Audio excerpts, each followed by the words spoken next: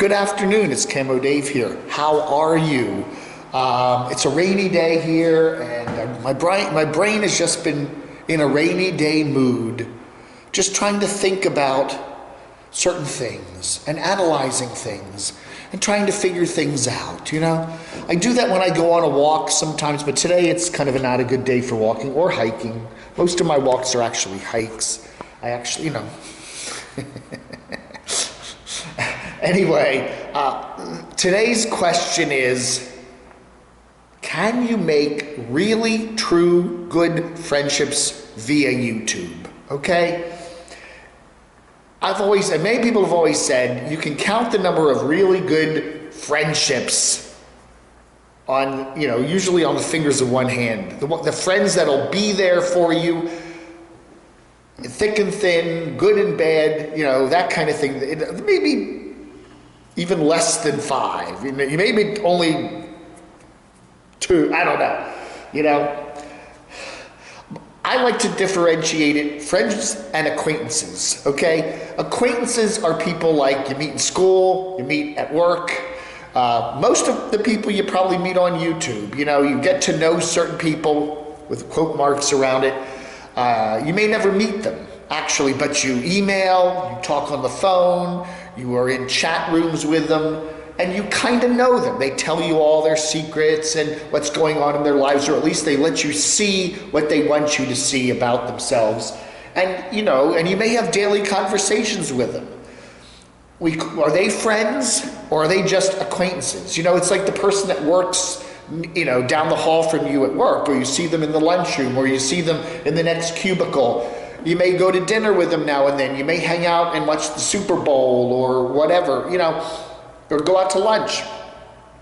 Are they really going to be friends when you move away from that job, when you get fired, when you move, you know, are they going to be with you? It's like neighbors, same thing. You know, you live in a certain neighborhood, people living next door, because you're close to each other physically, you become friends. I think you're more like acquaintances. I try to use the term friends for somebody who will be there thick and thin. You know what I'm saying? If you get sick, are they going to be cooking for you? Are they going to be coming over and checking on you? If you move away, are they still going to keep a connection going? Where I used to live in Reston, Virginia, we had a Starbucks group that, you know, was between 25 and 50 people that just came in on a regular or semi-regular basis. We knew each other. We thought of each other as friends. And then I moved away. And some other people, many people came and went from the group. I moved away, and there were about 4 or 5 people that I kept in touch with the first year, and then it went down to about 2 or 3 the second year, and then the third year was 1, and that's even broken off pretty much. You know, because they weren't really friends. They were just people you just happened to get lumped in together with. And I kind of think a lot of YouTube is that. You know, certainly if you've never met somebody in person.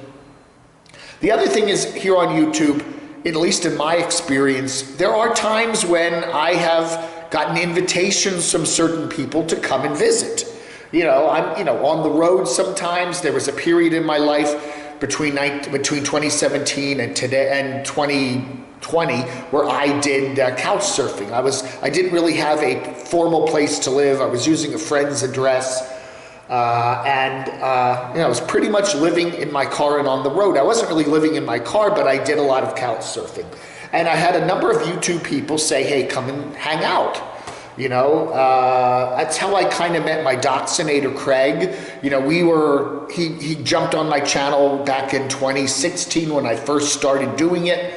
And we were friends online, you know, talking to each other and talking about our dogs and our families and our the channels we liked on YouTube. And then it was a couple years later, I actually went down and spent a week with him and got to know him. And I would have to say, I would consider him to be a true friend. There were other YouTubers that I have spent time with in person, just some casual meetings, others where I've actually gone there and lived for what was started out to be a month, ended up to be many months. And I have to say, those relationships in my mind, I thought were great and wonderful, but whatever the expectations were, they don't always happen. You know what I'm saying?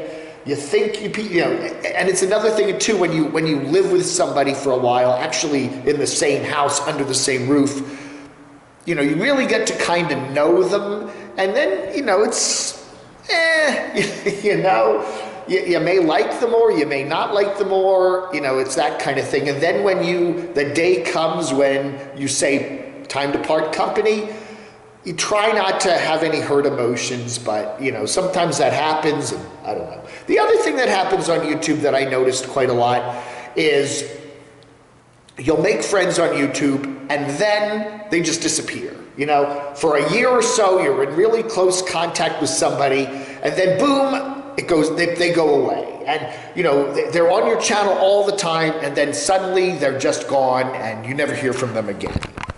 So yeah, you know, your family, are your family even your friends, you know? I mean, would your family be there for you? I've known friends of mine that, you know, when they have like an operation, they can't even get their family interested to help out, you know? So you may have people that you consider family, but are they really even gonna be there for you if you need them, you know? I don't know. That's a very good reason why I like the movie Nomadland, because it kind of got into people and their friendships when they pull away from their jobs, their families, and they get on the road and they live alone, and, you know, they live solely, they travel solo. Do they really make true friendships on the road that are lasting and can go with them the rest of their lives? Or the question is, especially in Nomadland, do they really want that? Or do they value their distance from other people? You know, I've always said there's a reason why, especially nomads that go solo. You know, I can get it when a husband and wife and the family go out and live on the road for a while or do camping and stuff. But when you see a solo person alone, getting in a car, getting in a van, getting in an RV, getting on a bike, sometimes getting on a motorcycle with a tent, and just going away from whatever. Or, you know, Cheap RV Living Bob once said, we do that because we're trying to escape. You know, maybe we have court judgments or creditors or debitors or family issues that we don't want to talk about. We want to get away from all that. I don't know, you know, job issues, financial issues. There's a lot of things that can force people to just take off on their own. I don't know. Here's a good question though. Can you truly make a good, honest, hardworking, legitimate, real friendship on the road, being a nomad? We do see a lot of these nomads forming tribes. You know, the Pandemonium tribe is probably the biggest one we do see here. Pandemonium and Randy and Dave's RV Life and Destination Open Road, Scott and Terry, and Graham Cracker Rady and a bunch of other people all get together, full tiny house. They all get to know each other. They all see each other all over the country over the various years they're on the road. And, you know, is it really a friendship? Are these people really going to be there for the rest of their lives? Or are they just kind of casual acquaintances that they enjoy being around for, you know, a couple months of the year, maybe out at courtside and maybe somewhere else down south or something? I don't know. I tend to think a lot of these nomads are loners. They like being alone. There's a certain sense of not letting other people in too close, you know?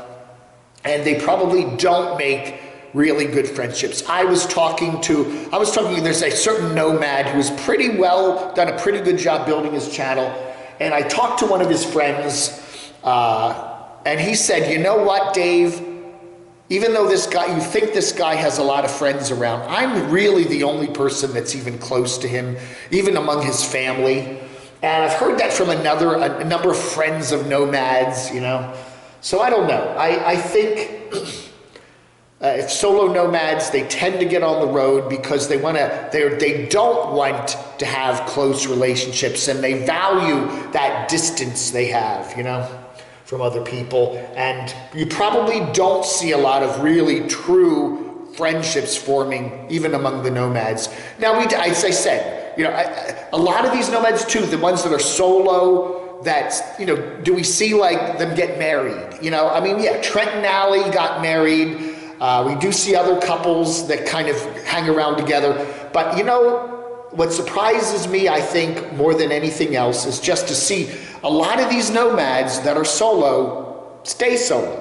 Doesn't mean they don't enjoy acquaintances there now and then, but you don't see them, you know, pairing up as much, you know, or if they do pair up, it's kind of friends out of necessity, maybe trailer mates or something. I don't know. I think these people they like the distance. They like keeping the, you know, friendships at a distance. They don't want people in too close. And I totally understand that. But it's interesting. Can you make a good friendship on YouTube? Have I made good friendships on YouTube? I certainly have a lot of people that I think of as friends here on YouTube, including a number of them I've never met. But I'll honestly say, out of everybody I've, you know, in these almost 5 years I've been running my Camo Dave channel, maybe one or two, maybe, if that, you know, a true friend that I think would be there if, you know, if push came to shove. I don't know. What do you think? Can you really make a good friend on YouTube? Or is it just a place to meet casual acquaintances and then just keep moving on?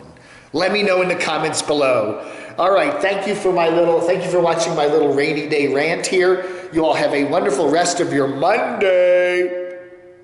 I like that echo. Monday.